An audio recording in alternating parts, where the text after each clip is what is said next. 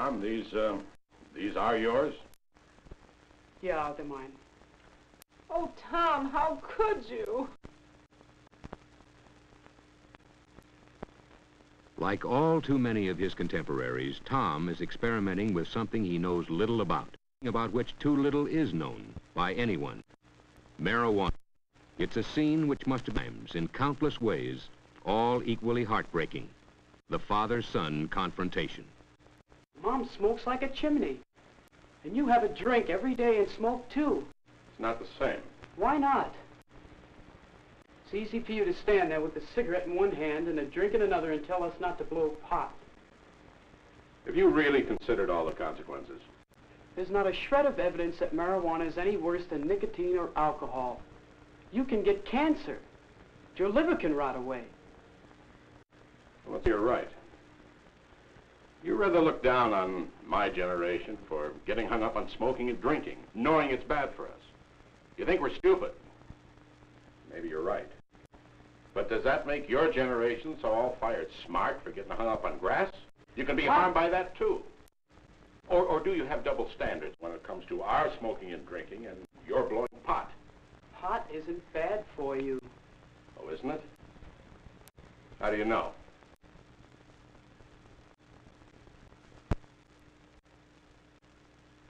Studies concerning marijuana's possibly harmful effects have been made, although they're not yet conclusive. But some facts are known. Some effects have been established. There are apparently few physical manifestations, a reddening of the eyes, lowered body temperature, and a certain inability to coordinate movement. But there are other effects, psychological effects. The marijuana user generally experiences an uncontrollable feeling of hilarity, quite without reason. He exhibits a marked carelessness. His senses and time perception are distorted.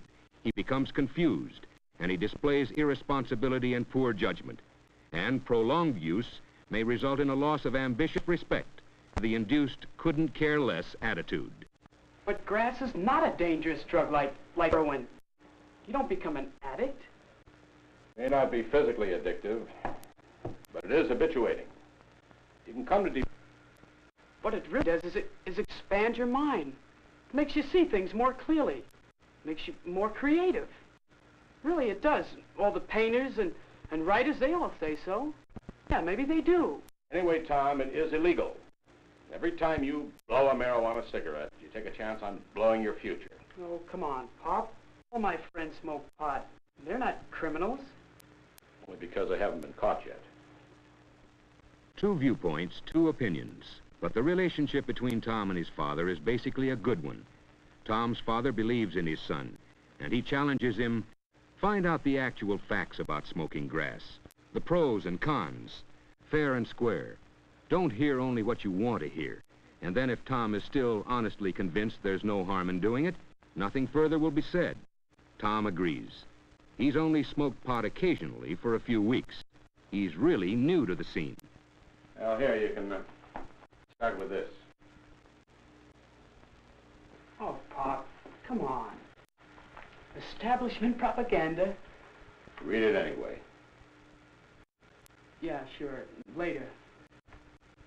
But I've got a better source of information. Tom seeks the help of his friend, Mac, a couple of years his senior, the boy who first introduced him to pot.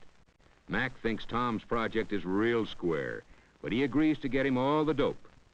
No pun intended. He knows just where to start Tom's education. At a garden pot party held by one of Mac's friends. Smoking grass is a private affair and doesn't harm anybody, he's told. It's a groovy way of relaxing, opening your senses. Tom is most interested in what he sees. These people, most of them college students, are bright and well-adjusted, very sure of themselves and their ability to handle anything. Obviously, they are all able to blow pot occasionally without ill effects. Well, almost all of them. Pot doesn't have the toxic effects of cigarettes, he's told, and it doesn't lead to the excesses of behavior that alcohol does. Ability to coordinate movement. The negative effects of smoking grass are exaggerated. All it is a neat way to dispel the problems of the day for a little while. Uncontrollable hilarity without reason. Mac has managed to get himself stoned.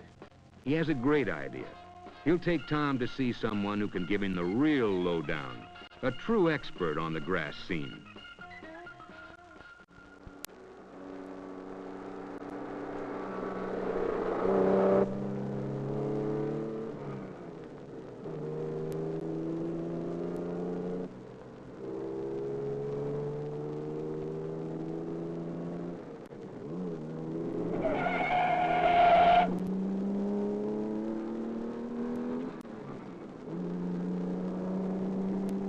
Irresponsibility and poor judgment.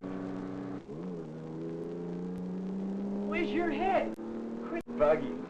Nothing happened.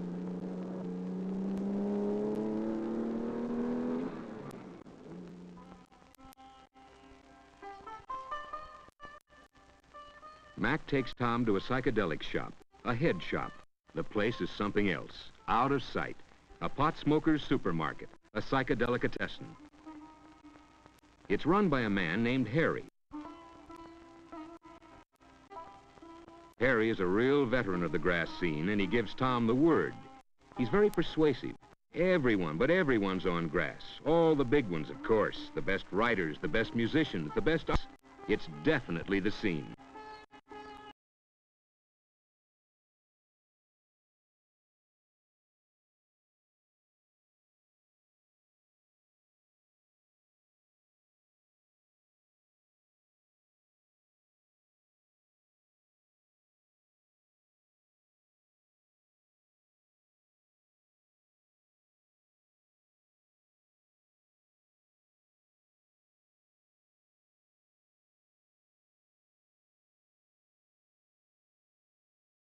But it's Mac again who has the answer.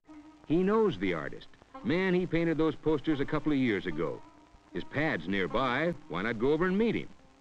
Why not, indeed?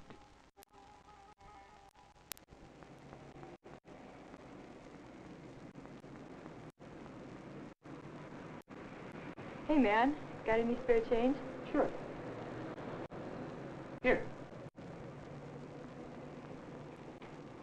Loss of self-respect.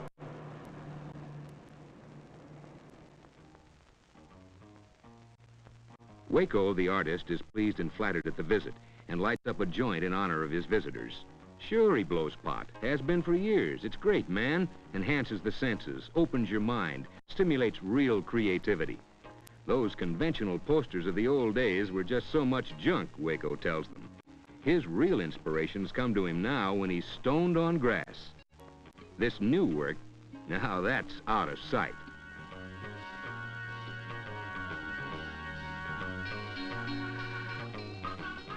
They only think they create better things.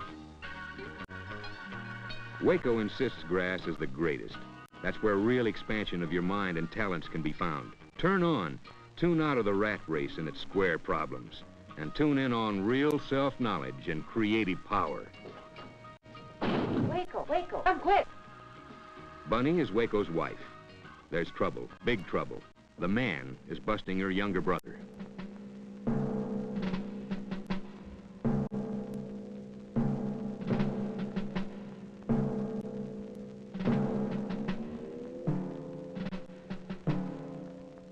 It's grass, all right.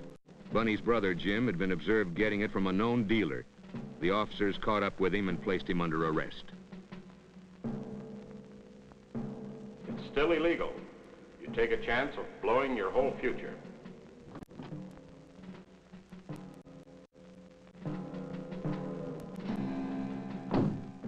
Bunny wants to know what the officers are going to do with her brother. The officer explains that Jim and the evidence found will be taken to the police station. She can get all further information there. Tom is impressed with the calm efficiency of the officers and the compassion they show for Bunny. They never lose their cool, even in the face of verbal abuse hurled at them by some of the onlookers.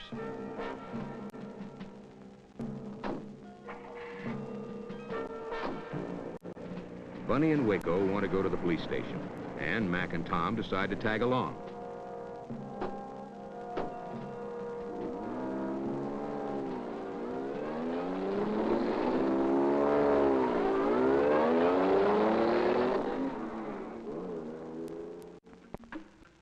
At the police station, while Waco's talking to the desk sergeant, Bunny's worrying about her brother.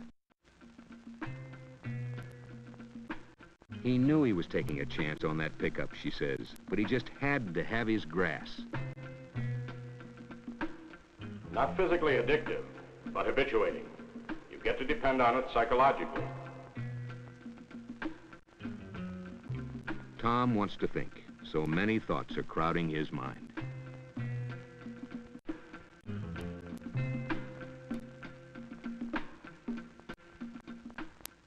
Marijuana, cannabis sativa, or Indian hemp, weed, grass, pot.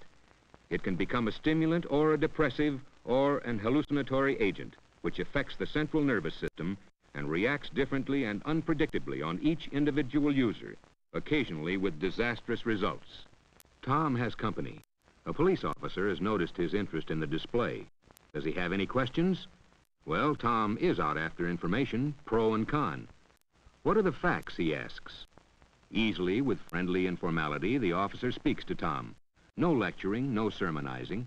Pot smoking, quite apart from being illegal, is a problem. The psychological dependency generated by pot is probably its greatest danger. Plus the fact that so many young smokers who can't cope with the everyday problems of growing up seek an ersatz maturity through it. Kids who get high repeatedly don't want to come down. There's a wholesome abandonment of goals and ambitions. They've found a world where they seemingly have no problems. That's the cruelest hoax of all.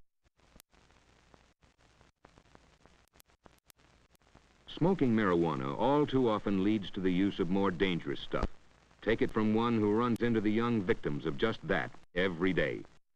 Users tend to stick with other users and addicts who can easily get them on harder stuff. Every user is a potential dealer. Some 95% of all heroin addicts started with pot. Not every pot smoker goes on to heroin, of course. A personality factor is undoubtedly largely responsible for that step. Very likely the same personality factor which turned the user on to pot. Yes, organized crime is involved in pushing marijuana. After all, it may well be a first step to real addiction, where the big money is. And every pot smoker indirectly supports big-time narcotics dealers and criminals. These dealers sometimes even get cute.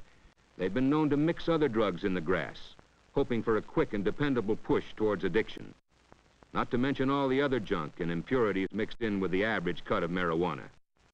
Maybe smoking pot isn't physically harmful to the young occasional user, although this is far from certain.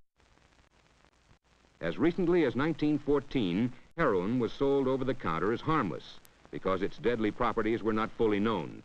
But consider this. Both alcohol used in excess and marijuana are equally capable of producing erratic behavior and dependency.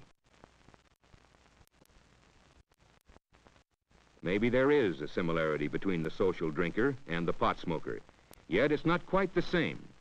The daily drink may not be the best thing in the world, but a man who takes a drink after his day is done has worked. He has achieved, he has coped, and he wants to relax. Not so the teenage user. He deliberately seeks to tune out, cop out. He uses his grass as a mental crutch because he fears to stand on his own. He may never learn to cope with the inevitable everyday problems of living. He may well become one of the left-behind generation. Does smoking grass lead to crime?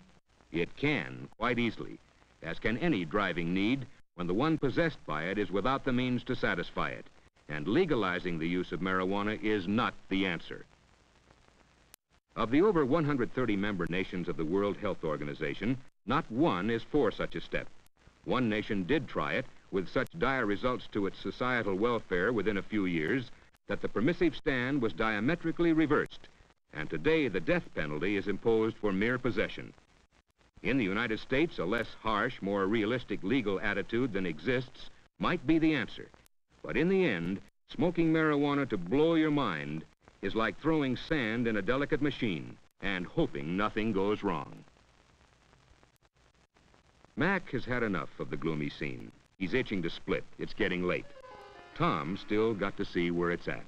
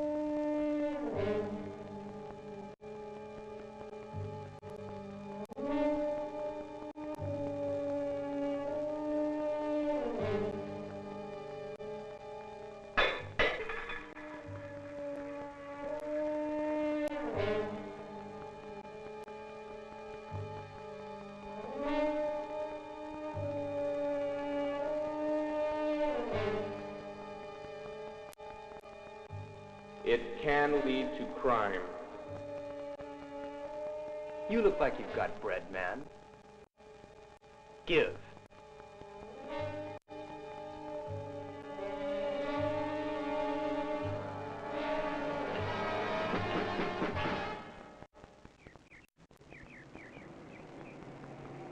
There's nothing wrong with smoking marijuana.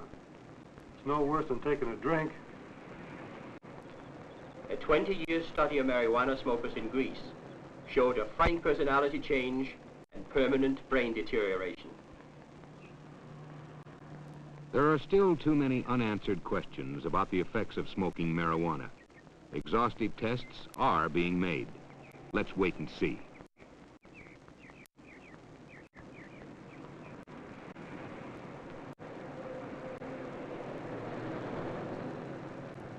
Man, you look uptight. You need a little grass. No, On the house. no thanks.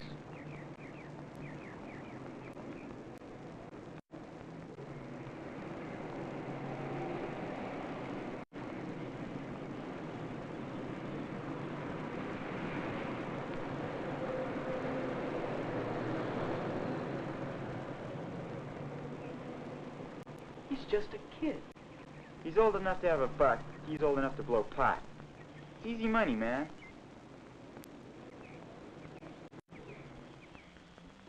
Tom's impressed with what he has experienced. Nobody of the establishment lectured him, just gave him straight facts. Only the pot smokers seemed obsessed with the idea of turning others on. One afternoon, Tom again has a talk with his father. He's looked at both the pros and cons of blowing pot. He's not convinced that grass is all that harmful, but there is room for a lot of doubt. Why don't we wait and see? There's a lot of testing to be done before we'll know all the facts. We've already got our hang-ups with smoking and drinking. We know the consequences we face doing it. Why add another hang-up by blowing pot? Especially since the full consequences of that are not known. Tom has decided what he'll do. It would be stupid to take a chance. After all, he's no psychological cripple, unable to cope. Who needs a grass crutch? Much better to keep off the grass.